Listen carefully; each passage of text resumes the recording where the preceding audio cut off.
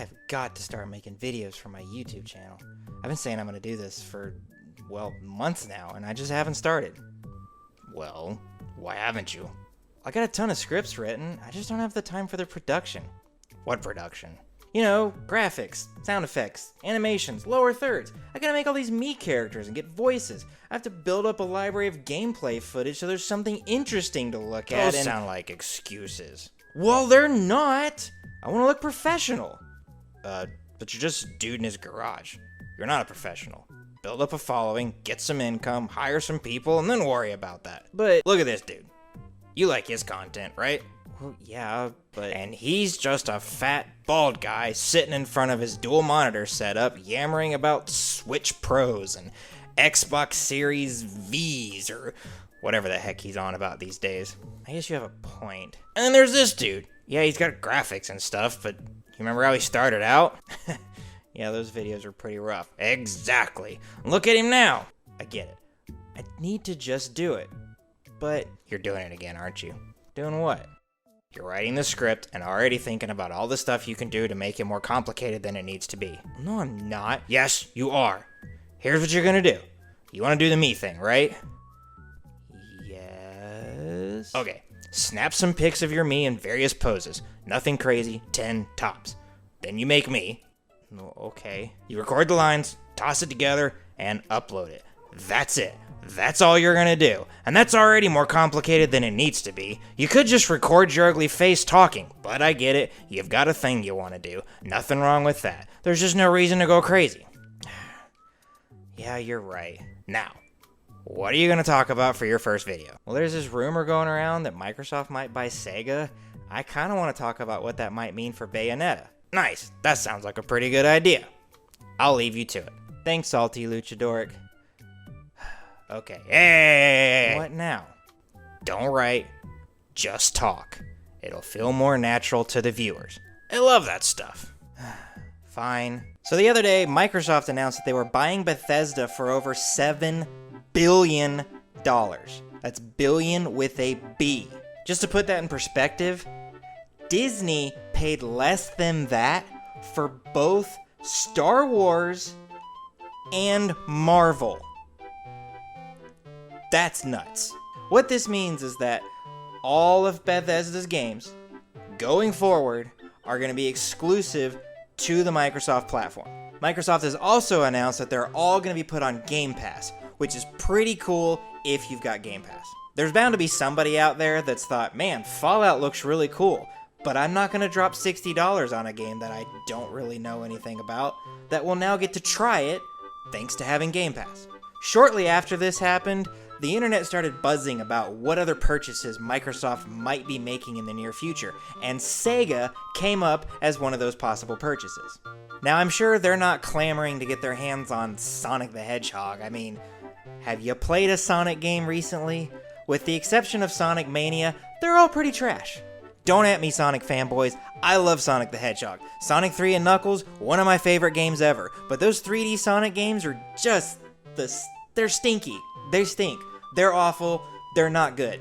That's really all I got to say about it.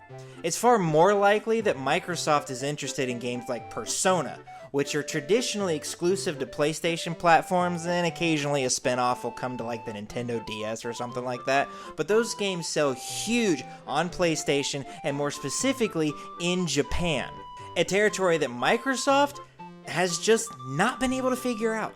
Having games like Persona and the Yakuza series exclusive to Xbox and Windows would be huge for them. But of course, companies like Sony and Nintendo have paid a pretty penny to have some of Sega's properties exclusive to their systems. Specifically, Shenmue in the case of Sony, and Bayonetta in the case of Nintendo. Yes, Platinum Games develops Bayonetta, but Sega is the rights holder to that character. Nintendo approached Platinum and Sega and offered to pay to have Bayonetta 2 produced, which means that it was a Wii U and now a Switch exclusive. You can't get Bayonetta 2 on Xbox, you can't get it on PC, you can't get it on PlayStation. It's only on Nintendo consoles. This is also why Bayonetta has appeared in the last two Super Smash Bros. Games. Nintendo is also paying to have Bayonetta 3 developed exclusively for the Nintendo Switch. If Microsoft were to buy SEGA, which, by the way, after I had the idea to do this video, I read that apparently Microsoft has already come out and publicly said that they're not buying SEGA, so this doesn't really matter. I just decided to do it because I thought it was an interesting thought experiment. What that means is that Nintendo is paying to have Bayonetta 3 developed exclusively for the Switch, and the character is owned by Microsoft. Microsoft and Nintendo have been pretty chummy with each other ever since Microsoft bought Mojang, whatever they're called. They make Minecraft. Minecraft is on Nintendo platforms. Now, Minecraft is also on PlayStation platforms, and Microsoft has promised to support Minecraft on both of those competing platforms going forward, but this hasn't resulted in quite the chummy relationship between Microsoft and Sony that it has with Microsoft and Nintendo. Microsoft has even published other games on the Nintendo Switch. Cuphead, Ori and the Blind Forest, and more recently, Ori and the Will of the Wisp. That last one's interesting because Phil Spencer actually said when Ori and the Will of the Wisp came out that there were no plans at all to put that game on the Switch. And the developer of that game said that that game was far more demanding than Ori and the Blind Forest, and that the Switch wouldn't even be able to run it. And then during a Nintendo Direct, they're just like, oh hey, here's Ori and the Will of the Wisp. So it's not like it would be unheard of for Microsoft to be like, you know what, Nintendo, you're doing good things with Bayonetta, you just keep at it. But I also find it hard to believe that Microsoft wouldn't want to bring Bayonetta onto their platform. I mean, if they buy SEGA, they did buy Bayonetta, why would you pay all that money for something and then not put it on your platform? I don't actually know all of the legalities of what Nintendo has with SEGA that has gotten them to be able to secure the rights to Bayonetta. I do know that Nintendo doesn't own Bayonetta, SEGA still does. For all I know, there's something in the contract that says that Nintendo gets to make Bayonetta games going forward as long as they want to.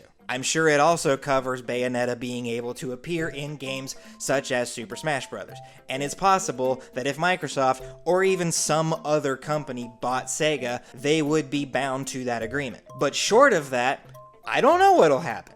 I do want to know what you think. Do you think that Microsoft would take Bayonetta away from Nintendo? Do you think Microsoft should take Bayonetta away from Nintendo? Or do you think that's a bad idea and they should just keep letting Platinum and Nintendo do their thing and make money without really having to risk anything? I mean, keep in mind here, Sega's not paying for this. Nintendo's paying for this. If Platinum makes a dud game that doesn't sell, the only company out any money here is Nintendo. I mean, in Platinum, of course, but Nintendo really is the one taking the risk here. Let me know what you think about this in the comments down below. While you're there, click that like button and the subscribe button, and make sure you click the bell icon so that you get notified. It's like there's 2 subscribe buttons on YouTube. I don't understand it. I also upload these videos to other platforms like BitChute, and I'm on Parler, so go follow me over there. Wow, that actually went pretty darn well, Salty. See, I knew you could do it. What about the other scripts I have? What about them? Do I just toss them in favor of this now? No, those are good scripts. That one you've got about the first obstacle in Super Mario Bros? That's good stuff. You make them. You just make them slowly. And you use these to fill out the channel in the meantime. Yeah, I guess that makes sense. Thanks, Salty. Don't get all mushy on me, you giant toad flirter. I do want to know what you think. Let me down in the comments. Bleh. I do want to know what you think, so let me know.